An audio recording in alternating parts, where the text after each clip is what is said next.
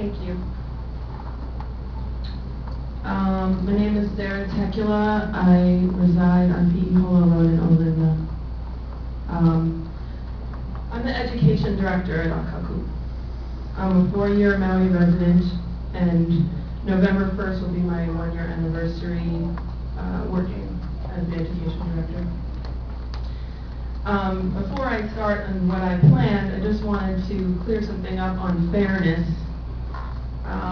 Just in the year that I've been here, I have personally overseen the training of people without houses, the mentally ill, people of any age, any race or ethnicity, any religious background, the imprisoned, and the disabled. So anybody who says that we're not fair is crazy. And we would still train them. Okay. So first I want to thank you guys for posting your proposed rules on your website and allowing us to be here to comment on them. They were kind of hard to find, but we found them. I sincerely hope that you take all this testimony into account. Many of us have arranged to leave work early to be here, starting at 4:30 when most people don't get out till 5. And some of us sacrifice several hours pay just to take part in democracy. So we're paying to be here. Let me remind you that as public servants working for the state, it's your job to represent us and take our opinions into serious consideration. So the issue on the table today is procurement. And when looking at the proposed amendments to the Hawaii Administrative Rules, the only new addition is the section on access organizations. You had nothing new to propose to corporate television, and you added a section about us. So immediately that makes me curious, because I know a lot of things that are wrong with cable in general. So in subchapter 16, a noticeable detail is where it reads, the director, and I quote, shall comply with the applicable provisions of Chapter 103D HRS when designating and selecting an access organization. For those that don't know, Chapter 103D HRS is the state procurement code. So it's not very clear in the proposed rules if that's what that is. So what is procurement?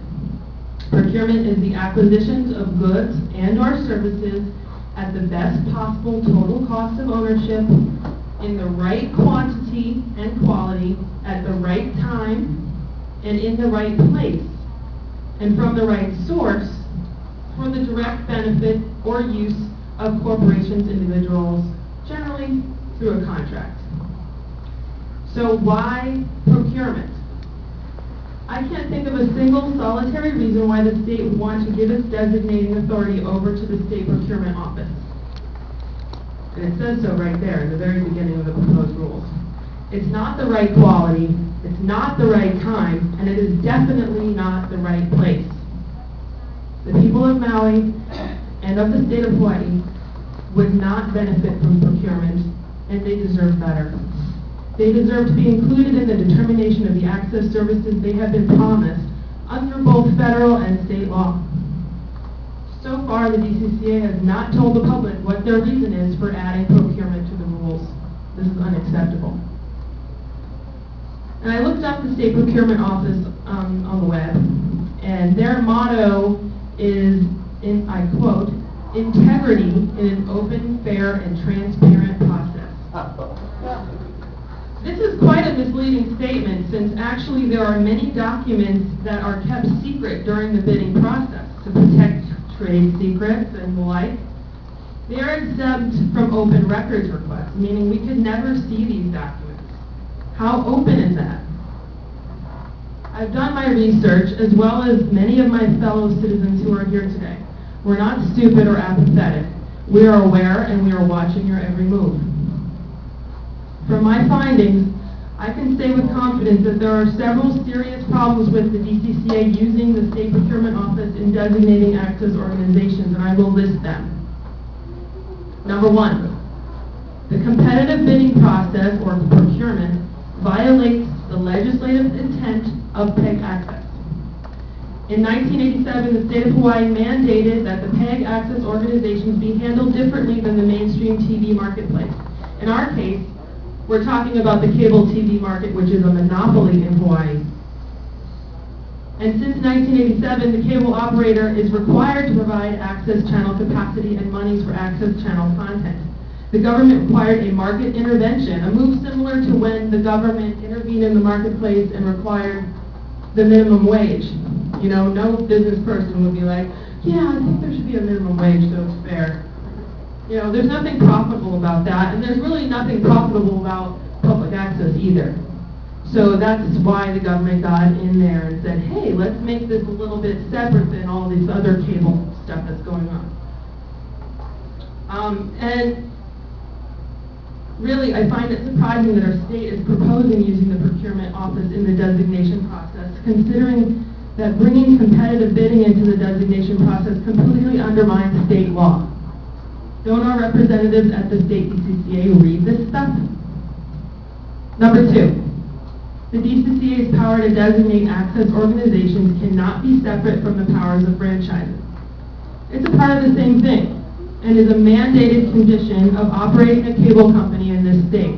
Meaning, if there was no cable franchise, there would be no access organizations. Number 3, the DCCA director cannot delegate any of his duties to the state procurement office. This is not legal. The state procurement office can't just take on new work from some other office that is out of their usual purview. So that move is just illegal in general. Number 4, the DCCA director can't give rulemaking authority to the state procurement policy board. This is also illegal. Number 5, the procurement code exempts a number of documents from open records requests. In other words, they keep things secret during the bidding process. Understandably, they do this in order to protect trade secrets and things like that in the procurement process, which makes sense for normal competitive bidding. Also by law, the DCCA director cannot exempt documents from open records law. So there's a conflict there. He can't keep things secret. So if he passes it over to the SPO, suddenly everything's secret. And there's an obvious, problem with that. I think we would all agree. And finally, for the sake of argument, if you give him the power to say, hey, let's do procurement, he also then has the power to exempt us from that. So we have to talk about both things, not just procurement. It's not a one-way street here. So in closing, I'd like to say that working at Akaku has been the most rewarding professional experience of my life. And I'm not talking about money. Prior to my work at Akaku, I spent over 10 years working in the corporate cable TV market, making popular TV shows and commercials. Never in those 10 years were the ideas and concerns of the people in my local community truly addressed, since cable TV is a business driven by the advertising market. And by the way, I didn't get shipped here by Akaku. I paid my own way to come here and volunteer to help the local Native Hawaiian community. 3 years later, I accepted my position with Akaku. Working with the people of Maui County, reaching out into the diverse community, getting them trained in video production, and seeing them produce their own ideas using the medium of television is incredibly rewarding. I fear that using private procurement process will diminish this valuable community resource and not give the transparency the community deserves. These channels are mandated by the state and the federal government, and gambling with these resources is disrespectful and illegal. Would you ask MEO or the Boys and Girls Club to step down? We're a nonprofit just like them, serving this community. We've been doing so for over 15 years. I urge the state to take procurement off the table permanently and out of the Hawaii administrative rules regarding access organizations. Thank you. Amen.